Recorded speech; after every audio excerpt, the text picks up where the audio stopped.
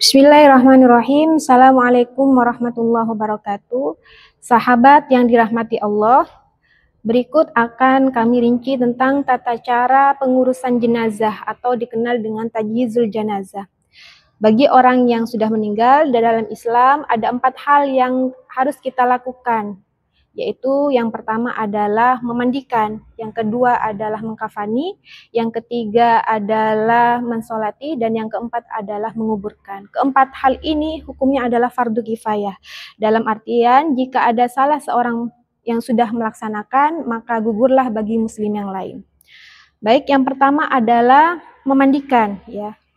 Jadi ketika ingin memandikan, pertama harus menyiapkan tempatnya dulu. Tempat memandikan di sini haruslah tempat yang tertutup sehingga aurat seorang jenazah yang akan dimandikan itu tidak terlihat oleh orang banyak. Di tempat yang tertutup, kemudian di tempat yang tinggi sehingga ketika memandikan tidak khawatir ada percikan-percikan air yang akan mengenai tubuh jenazah. Selanjutnya juga air yang digunakan haruslah air yang mutlak, yaitu air yang suci dan bisa menyucikan. Dan juga orang yang memandikan haruslah sejenis, dalam artian jika jenazahnya perempuan, maka yang memandikan juga perempuan. Begitu halnya kalau laki-laki, maka yang memandikan adalah laki-laki juga.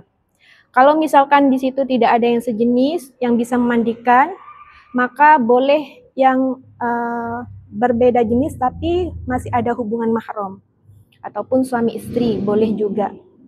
Tapi bagi jenazah perempuan di sini, maka yang paling berhak memandikan jenazah perempuan adalah perempuan yang masih punya hubungan mahram, yaitu ibu ataupun anak perempuan ataupun saudara perempuan.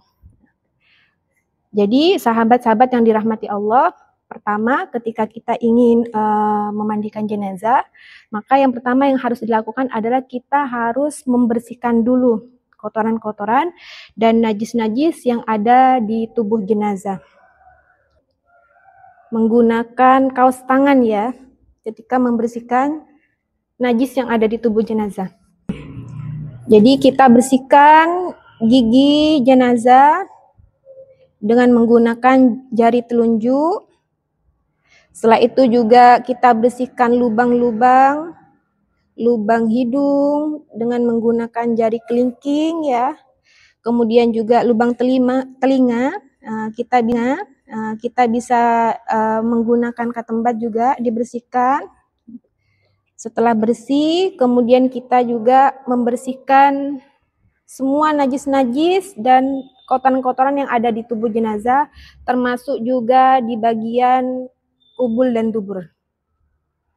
Nah, untuk membersihkan kotoran yang ada di kubul dan dubur, pertama kita harus mengeluarkan dulu kotoran-kotoran yang ada di dalam perut jenazah.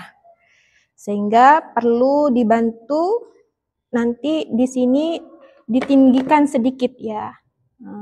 Biasanya kalau memandikan itu tidak cukup satu orang ya. Ada orang lain yang membantu untuk meninggikan jenazah, kepala jenazah. Biasanya ditinggikan di sini sambil kemudian ditekan perutnya bagian kiri. Ditekan perutnya bagian kiri dengan tujuan untuk mengeluarkan kotoran-kotoran yang ada di dalam perut. Ditekan dari atas ke bawah. Nah, setelah itu kita bersihkan kemaluan jenazah bagian depan dan bagian belakang. Kita bersihkan menggunakan air yang suci dan mensucikan sampai benar-benar bersih untuk bisa mengetahui sudah bersih atau tidaknya. Kemudian kita bisa menggunakan kapas ya. Dengan cara kapasnya dimasukkan ke dalam lubang bagian depan, kubul dan dubur. Kemudian sekiranya kalau sudah dilihat di kapasnya itu sudah bersih, tidak ada bekas noda, maka itu insya Allah sudah bersih, tidak ada najisnya lagi. Sehingga kemudian kita sucikan dengan air, kubul dan duburnya. Setelah itu dengan kapas, menggunakan kapas kecil, dimasukkan ke dalam kubul dan duburnya jenazah. Tujuannya adalah agar tidak keluar najis lagi. nanti ketika setelah dimandikan. Setelah dibersihkan seluruh tubuh jenazah dari najis-najis dan kotoran-kotoran. Nah, setelah kita membersihkan kotoran-kotoran yang ada di jenazah, maka yang harus kita lakukan selanjutnya adalah yaitu mewudui jenazah. Jadi jenazahnya ini diwudui dengan niat, kalau itu jenazahnya perempuan adalah dengan niat nawaitul wudu'a lihadihil maitati lillahi ta'ala. Saya niat untuk mewudui jenazah ini karena Allah Ta'ala. Jadi dimulai dari membasuh wajah ya. Untuk membasuh wajah ini boleh dibuka dulu ya. Kemudian dimiringkan ya, kepala jenazahnya dimiringkan, kemudian disiram pelan-pelan wajahnya. Setelah dibasuh wajahnya, kemudian diniati nawaitul wudu alihadil maitati lillahi ta'ala. Setelah wajahnya selesai, kemudian ditutup lagi. Jadi usahakan ketika kita memandikan jenazah, jenazahnya itu dalam kondisi tertutup ya, tidak terbuka auratnya. Kalaupun misalkan kita ingin membuka anggota untuk membersihkan, maka sebaiknya kita lakukan dengan kalau bisa tangannya dimasukkan ke dalam jarinya ya. Setelah kepala dibasuh, kemudian tangannya dibasuh 3 kali. Dibasuh tangan kanan ya, dimulai dari anggota kanan 3 kali. Begitu halnya juga nanti tangan kiri juga dibasuh 3 kali. Setelah tangan, kemudian ubun-ubun dibasahin 3 kali. Kemudian telinga juga 3 kali, kanan dan kiri 3 kali. Nah, setelah itu yang terakhir adalah membasuh kaki. Membasuh kaki 3 kali. Sambil sela-selanya juga dibersihkan agar semua air bisa menyentuh kepada kulit kaki sampai mata kaki kanan dan kaki kiri. Nah, setelah selesai diwuduin, maka kemudian yang perlu kita lakukan adalah mewangikan jenazah ini dengan cara disampoin rambutnya, kemudian juga badannya disabunin seluruh badannya. Pertama dari kepala ya. Nah, pertama kepala kita gunakan sampo untuk mewangikan rambut jenazah. Setelah disampoi, kemudian dibilas dengan air, kemudian kita sisir rambutnya. Kalau misalkan ada rambut yang rontok, maka wajib nanti rambutnya juga dikuburkan juga. Dan disunahkan rambutnya itu diletakkan di dalam kain kafannya. Nah, kemudian juga setelah disampoin, kemudian kita ambil air ya, air yang dicampur dengan sabun dan juga dengan daun widara yang tujuannya berfungsi untuk mewangikan tubuh jenazah. Jadi ambil air, dicampur dengan sabun dan daun widara, kemudian disiram ke seluruh tubuh jenazah. Disiram ke seluruh tubuh jenazah.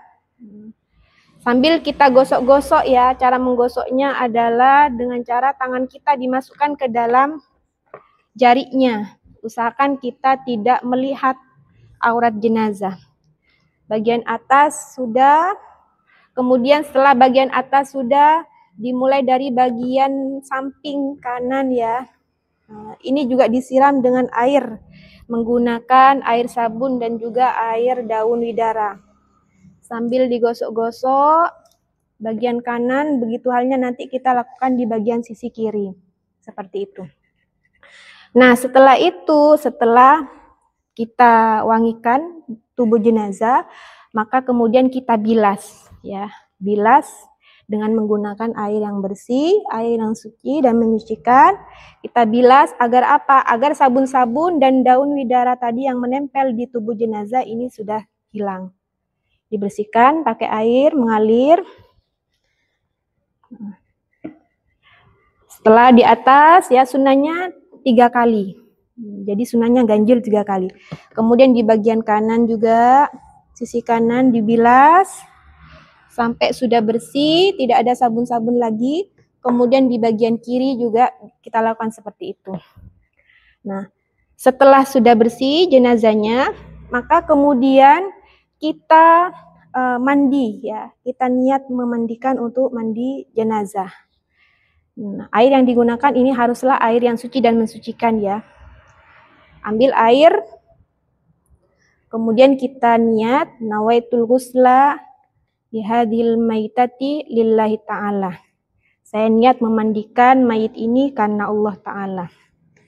Sunnah diulang 3 kali ya. Sebanyak 3 kali di bagian atas sambil kita gosok-gosok ya.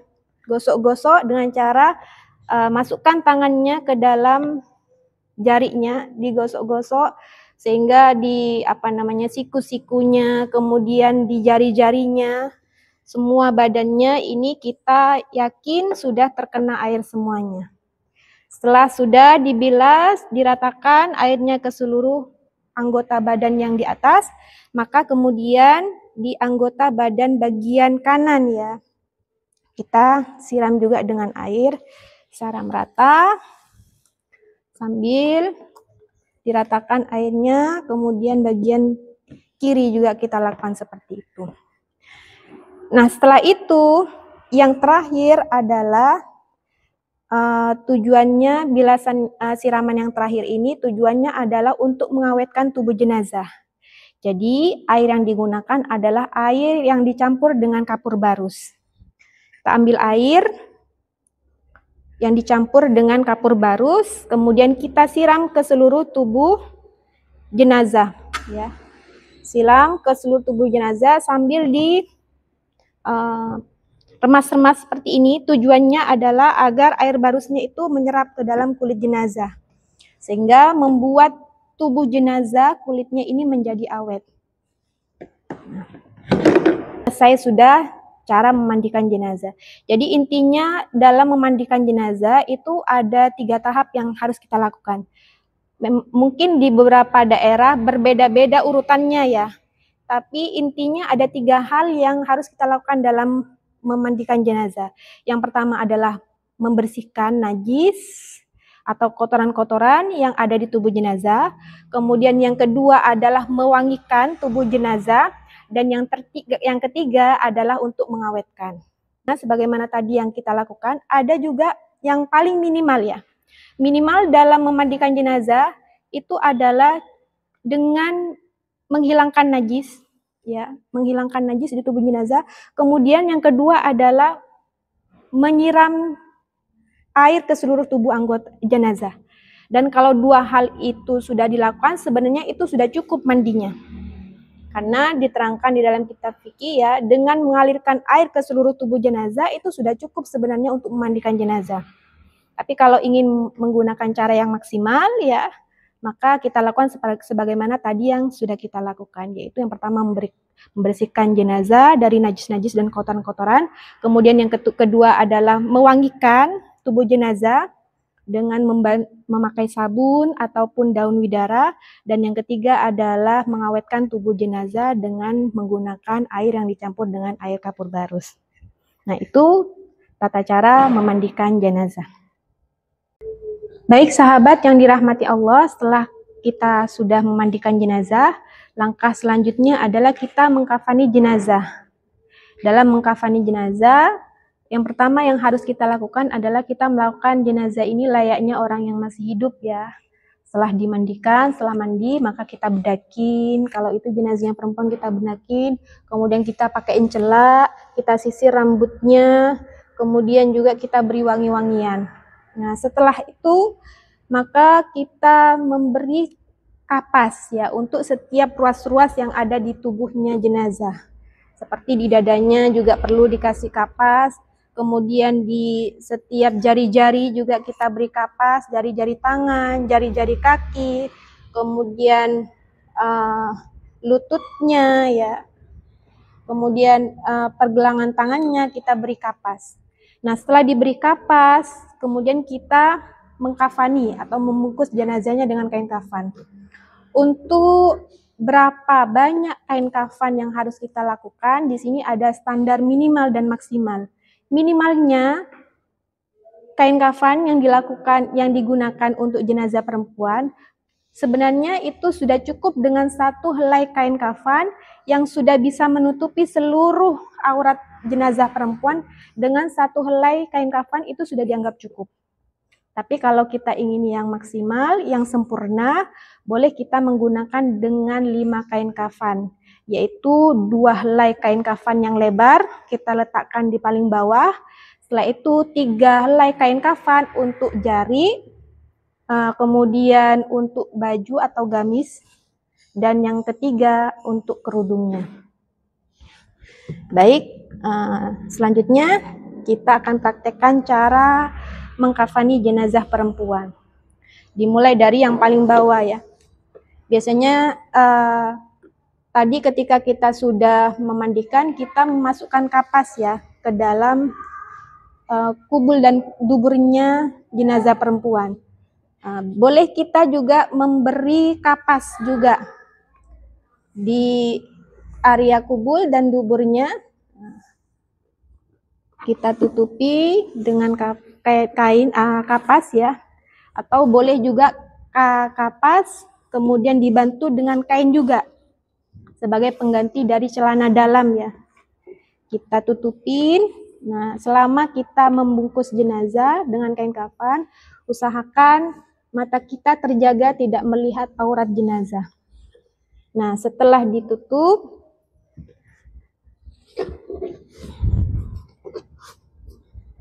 kemudian kita pasang sarungnya atau jarinya ya. Setelah dipasang sarungnya, kemudian kita pakaikan bajunya ya. Dipakai bajunya. Setelah dipakaikan bajunya, kemudian kita pakaikan kerudungnya. Pakaikan kerudungnya ya. Nah, setelah itu kita bungkus dengan 2 helai kain kafan. Nah, kita rapikan kainnya. Setelah itu kita ikat